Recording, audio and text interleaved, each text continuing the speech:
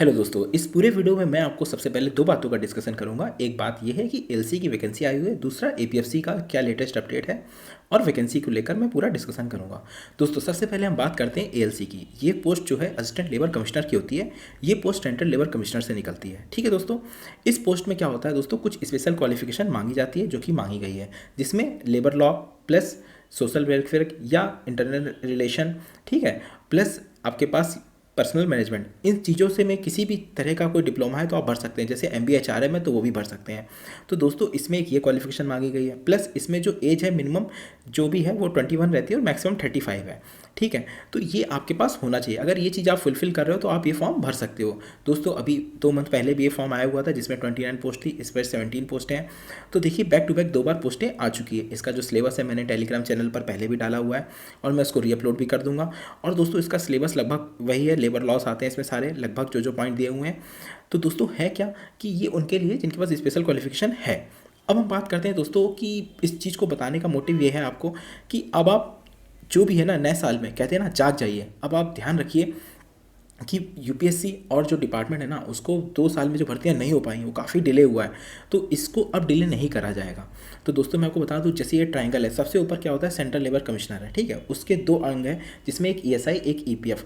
तो दोस्तों, क्या है ना कि इन तीनों का डिपार्टमेंट का हमेशा से रहा है कि लगभग 2 से 3 साल में वैकेंसीज आउट करते हैं। सीएलसी की वैकेंसी, जैसा कि मैंने 5 सितंबर को वीडियो बनाया था, उसमें मैंने बताया भी था कि आप जल्द ही एएलसी की वैकेंसी आएगी। देखिए, आ गई, इसीलिए मैंने ऑफिसर बैच में उस कोर्स को ऐड कर रखा था एएलसी वाले को। और दोस्तों, इसमें क्या है कि एएलसी जो ऊपर है वो 2 बार बैक टू बैक आई, ठीक है, उसके बाद ईएसआईसी डीटी की भी आई, दोनों में एज 35 है। इसीलिए उम्मीद है कि इस बार भी एपीएफसी में भी एज 35 ही रखेंगे, जैसा कि 2016 में जो नोटिफिकेशन था उसमें भी 35 ही थी। तो पूरी उम्मीद है कि 35 रखेंगे, क्योंकि अभी इंटरनल कोई ऐसा चेंजेस नहीं हुए हैं। तो देखिए दोस्तों, है क्या कि अब एपीएफसी, जैसा कि मैंने लास्ट वीडियो में बताया था कि एपीएफसी जो है दोस्तों, लगभग 160 प्लस पोस्टों को लेकर नोटिफिकेशन ऊपर गया था हेड लेवल पे, लेकिन वो रिटर्न हुआ एक ब्लाइंड रिजर्वेशन की वजह से। अब इसमें प्रक्रिया बहुत तेज़ी से चल रही है। और इसमें क्या है दोस्तों, मेरा जो रिक्रूटमेंट रूल होता है ना, जिस पे भर्ती करते हैं, वो जो ड्राफ्ट बना हुआ था उसमें था कि 32 करेंगे, लेकिन वो पास नहीं हुआ। अभी वही चल रहा है जो लास्ट वाला था। तो पूरी उम्मीद है कि 35 एज ही रखेंगे, ठीक है, एज 35 रखने की उम्मीद है। प्लस नॉर्मल ग्रेजुएशन होगा, इसमें कोई भी स्पेशल क्वालिफिकेशन नहीं चाहिए। एसेंशियल में, डिजायरेबल में रहती है, उससे कोई फर्क नहीं पड़ता, लेकिन एसेंशियल में कोई ऐसा नहीं है। अगर आपके पास नॉर्मल ग्रेजुएशन है किसी भी चीज़ से, आप इस फॉर्म को एपीएफसी वाले को जो भी आएगा उस पर भर सकते हैं। प्लस एज 35 है तो आप भर सकते हैं। और इसका जो सिलेबस है सेम वही है जो यूपीएससी ईपीएफओ वाले एओयू का था। और दोस्तों, मैं आपको एक और बात बता दूं कि है क्या कि जो भी इसका सिलेबस और इसके कोर्स या मटेरियल्स को लेकर है, वो मैं न्यू ईयर में एक वीडियो बनाऊंगा, जिसको आप देखिएगा, समझिएगा, कि उसमें मैं पूरा डिटेल डिस्कशन करूंगा कि एपीएफसी का क्या सिलेबस है, क्या मटेरियल है और क्या स्ट्रेटजी टॉपिक बाय टॉपिक रखनी चाहिए। अब हम दोस्तों बात करते हैं कि इसका एग्ज़ाम और पेपर को लेकर क्या मोटिव है, कि क्या कब हो सकता है।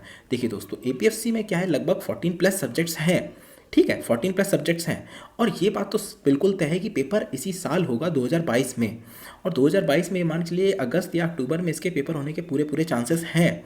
तो देखिए दोस्तों, इसमें कोई कन्फ्यूज़न नहीं कि पेपर इस साल नहीं होगा। हाँ, ये ज़रूर है कि नोटिफिकेशन थोड़ा बहुत आगे पीछे हो सकता है, और उसको लेकर भी मैं आपको बता दूं कि जनवरी में हर हाल में रिक्वेशन चला जाएगा और इसी ईयर एंड में, इसी फाइनेंशियल ईयर में वैकेंसी आउट होगी, ठीक है। क्योंकि देखिए, डिपार्टमेंट का इतना तो हमको पता है कि कब फाइल जाएगी, कब नोटिफिकेशन आउट होगा, कब क्या होगा। बाकी यूपीएससी का है कि वो थोड़ा 10-15 दिन आगे पीछे हो सकता है। लेकिन इसीलिए दोस्तों मैं कह रहा हूँ कि जो भी पढ़ना है ना, आपको तैयारी करनी है। अगर आप अभी से करेंगे तो आपको बेनिफिट हो, क्योंकि देखिए दोस्तों, 14 सब्जेक्ट हैं, 14 प्लस टॉपिक्स हैं जो आपको पढ़ने हैं। वो तैयारी एक दिन में नहीं होती है।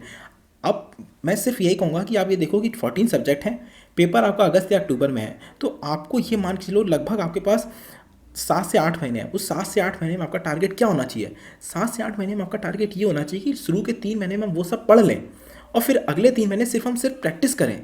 तो देखिए दोस्तों, सिलेक्शन तभी मिलेगा। और मैं आपको फिर से बता दूं दोस्तों, धीरे धीरे वैकेंसीज़ बहुत कम होती जा रही हैं। अगर आप अभी से अपनी स्टडी में थोड़ा डाइवर्सिफाई नहीं कर पाएंगे तो वो आपके लिए बहुत दिक्कत होगी, क्योंकि समय के साथ साथ ना दोस्तों, आपको अपना टाइम मैनेजमेंट, अपनी स्ट्रेटजी में बदलाव लाना पड़ेगा। मैं आपसे दोस्तों यही कहूँगा कि जो नया साल है ना, जो हमारा अब आएगा, उसमें आपका यही रिजोल्यूशन होना चाहिए कि हमारा मोटिव है कि हमें एक जॉब लेनी है। तो जॉब लेने के लिए आपको कहीं ना कहीं हाथ पर मारना पड़ेगा। आप एक सीधे रास्ते पर चल लो, अच्छी बात है, लेकिन अगर आप साइड में थोड़ा भी करते रहोगे ना, तो आपको बहुत बेनिफिट मिलेगा। अगर आप एसएससी की स्टूडेंट हो या यूपीएससी के स्टूडेंट हो, मैंने उसको एक सेपरेट वीडियो में बता दूंगा कि आपको ज़्यादा कुछ नहीं करना है, कुछ स्पेशल टॉपिक आपको ज़्यादा ध्यान देने की जरूरत है, किसी को कुछ और ध्यान देने की जरूरत है। तो जब आप इतना चीज़ें करेंगे ना फोकस होके, कहीं ना कहीं आपको बहुत बेनिफिट मिलेगा। और दोस्तों जो इस पूरे वीडियो में मैंने बातें बताई हैं, इसको ध्यान से सुनिए और समझिएगा ना, तो कहीं ना कहीं आपकी जो जो कन्फ्यूज़न है ना, वो सब दूर होंगी। मेरा बस समझाना आपको बस इतना ही है दोस्तों। आप हमसे अगर एक हफ्ता पहले भी स्ट्रेटजी पूछेंगे, मैं तब भी बताऊंगा, लेकिन मेरा मोटिव है आपको सही गाइडेंस देना, सही दिशा देना कि दोस्तों ये तो तय है ना कि पेपर इसी साल होगा, नोटिफिकेशन आगे पीछे हो सकता है, लेकिन पेपर तो तय है ना। तो अगर आपको 14+ सब्जेक्ट की तैयारी करनी, वो एक दिन में नहीं होती है। उसके लिए मायने रखता है कि आप कब से पढ़ रहे हो। तो आप कोशिश करो कि इस साल से शुरुआत करो अपनी, और शुरू के 3 महीने पढ़ो, अगले 3 महीने प्रैक्टिस करो, और फिर जैसे ही मान के चलो अगस्त या अक्टूबर में पेपर होगा, तो आप भीड़ में सबसे अलग खड़े होगे। दोस्तों है क्या कि भीड़ तो बहुत है, लेकिन रियल कंपटीशन बहुत कम होता है। क्यों? क्योंकि जैसा कि मैंने लास्ट एग्जाम जो एओयू में बताया, जिसमें लगभग 320+ सिलेक्शंस हुए हैं, तो उसमें देख सकते हैं मेरे सारे वीडियोस को उठा के मैंने ईपीएफओ को लेकर बहुत से वीडियोस बनाया। उसमें मैंने हर बार यही बात कही थी कि पेपर इस तरह से आएगा, जीएस का वेटेज बढ़ेगा, चीज़ों की लगभग हुई, क्योंकि पूरी टीम सिर्फ यही एनालिसिस कर रही है कि ईपीएफओ किस तरह से निकालेगा, क्या करेगा। तो आपको सिर्फ पढ़ना है, जो मैं कह रहा हूँ, बाकी का जो मेहनत है वो मैं और मेरी टीम कर रहे हैं। तो फोकस करके आपको बस ये करना है कि जैसा बताया जा रहा है, बस वैसा थोड़ा थोड़ा थोड़ा थोड़ा करते रहेंगे ना, तो ये आपके लिए बहुत बेनिफिट होगा। तो दोस्तों नए साल में और बाकी चीज़ों में मैं आपको जो भी वीडियो बनाऊंगा, पूरी स्ट्रेटजी को लेकर, एपीएफसी सिलेबस को लेकर, प्लस जो भी मटेरियल आपको जैसे पढ़ना है, वो सारा मैं क्रम से बनाता चला जाऊंगा। आप उसको देखते रहिएगा, फॉलो करते रहिएगा। और दोस्तों ये वैकेंसी को बताने का मोटिव बस इतना था कि उसी डिपार्टमेंट में 2 बार वैकेंसी आ चुकी है, ईएसआईसी भी आ चुकी है, अब एपीएफसी भी आनी है, उसी कगार पर है। तो दोस्तों बिल्कुल भी मत चूको, कोशिश में लगे रहो, शायद ये मौका आपका हो जाए। दोस्तों बेस्ट ऑफ